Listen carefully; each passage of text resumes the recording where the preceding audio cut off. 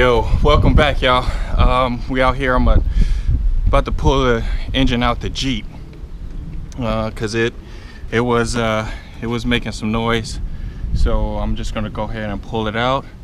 I am gonna cheat just a little bit, as in getting like transmission bolts and all that stuff out, and draining all the fluids so we can get started real fast.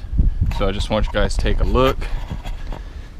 And oh, I still got the battery connected, and get everything taken out. So let's get started.